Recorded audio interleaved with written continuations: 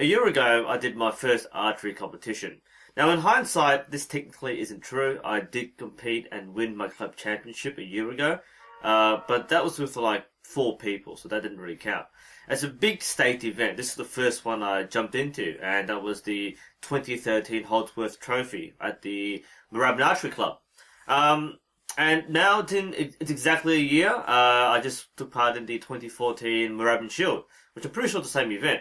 But anyway, like it's been a full circle. Like I've been doing archery for just over 3.5 years. I don't really compete, so it was a nice chance to come out and meet people and do some shooting again. And after exactly a year since my first competition, it's a nice chance to kind of reflect on what I've learned. I mean, how much has changed over a year? Will I beat my personal best? Have I learned from my mistakes?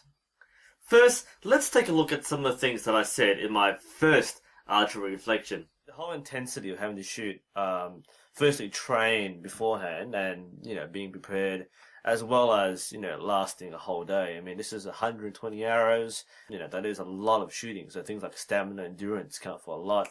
Discipline, pressure, and, shooting at a competition should be exactly the same way you shoot when you practice. But it takes a lot of, fortitude and discipline to bring that consistency into your form at a competition level.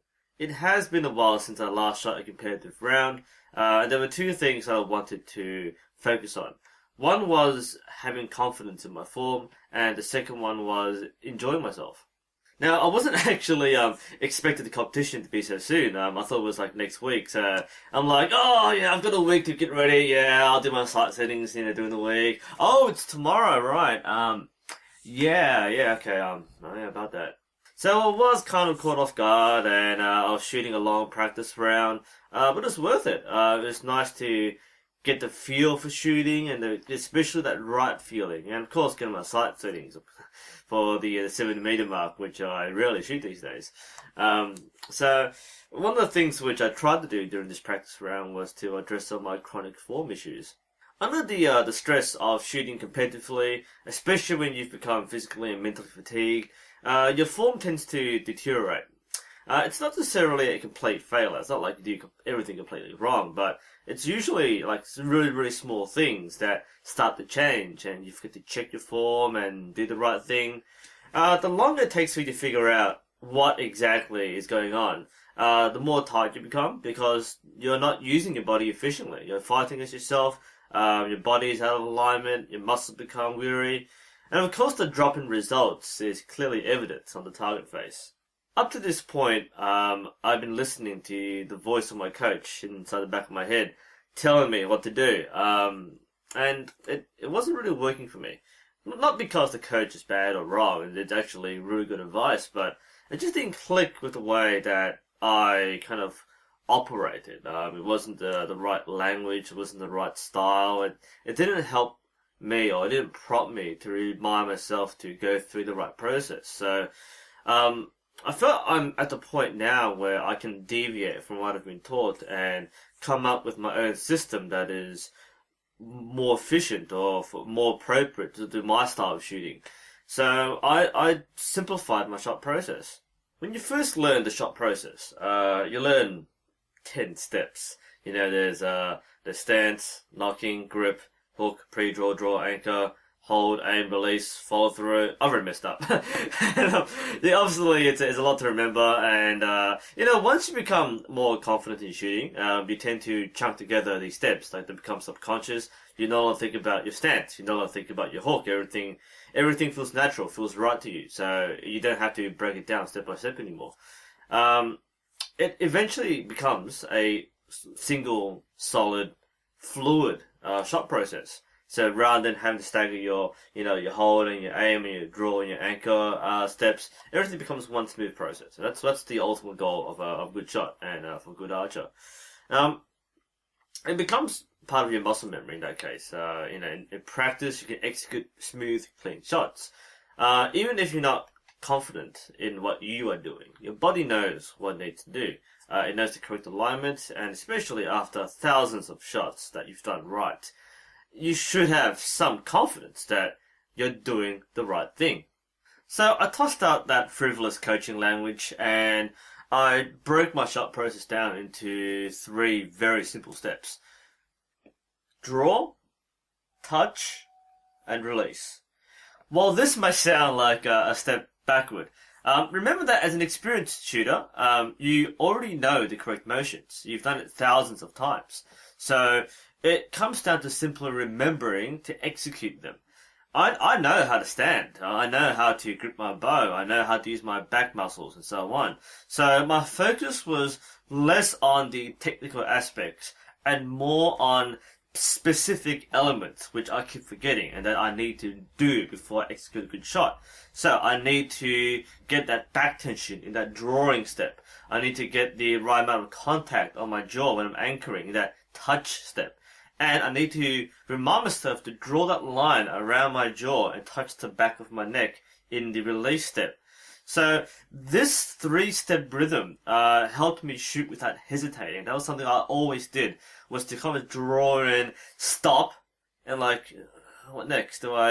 Can I expand now? It's just waiting for the click to go was very, it's a case of, in some cases it's target panic, but it's more like, wow, like, just jump off the cliff already. Just stop thinking about that.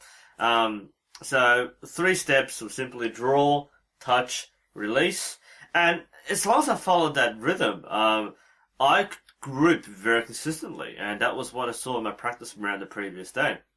Now, this is my method for remembering good form, and it's based on my weaknesses. So don't rush out there and start using it like this is NUSensei's 3-step shooting technique. But the principle's there. If you're wondering like what you can do to help remind yourself to shoot properly, if you're struggling under pressure, this is something you can do, and that's my 3-step process. When it came to competition day, I felt pretty good. I had my sight settings marked, though it did take some adjusting to get it right on the day. But I felt pretty good. I don't normally shoot long distance, but I felt pretty confident with my form at 70 meters and at 60 meters. And I shot out of 300, 200 and 210 respectively, which is alright. It's better than what I normally do, not like elite competitive level, but it's decent for someone who's just, being a journeyman as an archer. I was actually right in line with the shooters above me. I was shooting in the lowest class because I hadn't shot for a while, so I haven't really qualified beyond that. So I was kind of neck and neck with the second class and even touching the first class scores. So I felt pretty good about chasing a total of over 800 out of 1,200 points. And that would have, been way past my personal best. Then we had lunch break, and after that I had this cataclysmic form collapse. Suddenly nothing felt right, I couldn't get my eyes focused enough on the target, like I couldn't get my string aligned properly, like I couldn't see my sight. For one, at that changeover, the target size became smaller, so rather than using the 122 big face, we used the 80 meter medium face or small face. So that's actually a very hard change. That 50 meter distance is probably the hardest in that spread of distances, because that target size relation is a lot smaller. So that threw me off. The small target size, the lunch break, I lost my rhythm, I couldn't get my feeling right, I couldn't get my contact and my anchor point right. I was coming down too low again and using the wrong muscles rather than getting up high, keeping your arm up. I had the wrong tension line in my draw, so I couldn't quite get it across right. I was struggling to release, all these things. Now, interestingly, even my simplified 3-step shot process, which helped me in my practice round, even that broke down. And I thought that it was because my mental discipline was breaking down. Not my form necessarily, but my mental discipline was the one that's letting me down. As a result, my 50 and my 40 meter scores were quite dismal. They were surprisingly and quite dismally low.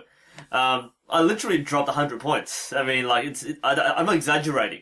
I was literally really neck and neck with the people around me. And then I dropped 100 points. And if I shot the same way I shot early in the morning, I would have been 100 points ahead and would have been exactly where they were. So my idea of chasing after the score and causing an upset to the upper classes, that was kind of dashed.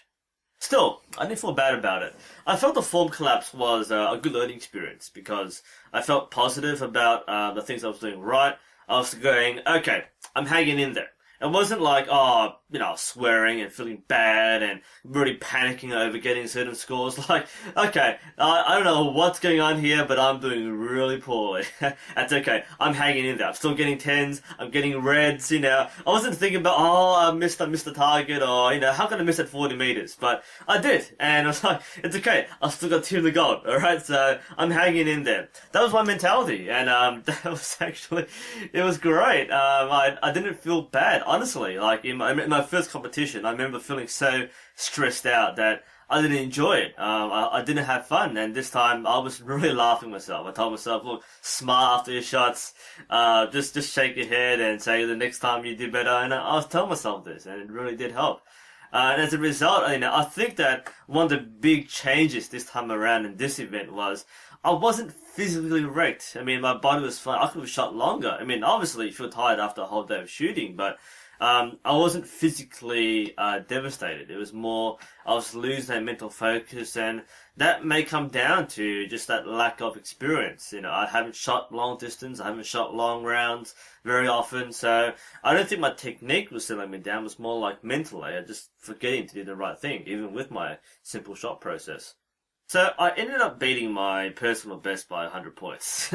That's a lot of points. I hadn't shot this round for a whole year, and I hadn't done my shooting since. I was very happy to know that I had crossed that threshold. I could have gotten more, but I didn't feel bad about it. I actually felt more cheered up knowing that had I shot properly with the form I had in the morning, which wasn't great form, it just felt good. It just felt right. If I shot consistently like that, I would have beaten my personal best by 200 points. That's pretty significant. I don't do much scoring. I don't do much competitive shooting. So it was nice to see how far I've gone from over the course of a year, physically, mentally, and on the scorecard. That goal of attaining those competitive scores, those 800s, those 900s, they're getting closer. And then next time, I'll beat my PB by another 100 points. Overall, it was another fine day, another great competition. It's a great experience. I got another one of these. I'm very happy with that. And I can say that I can start making an earnest attempt at climbing those ratings. I want to give a shout out to some of my viewers out there who made an effort to come and say hi and have a chat. Hamish, Leanne, and Ethan, who I don't know, by sheer chance or by the deliberate design, we actually had the exact same shoe. that was pretty cool. Anyway, really enjoyed shooting for you guys. I do hope to see more of you at future events. Until then, safe shooting.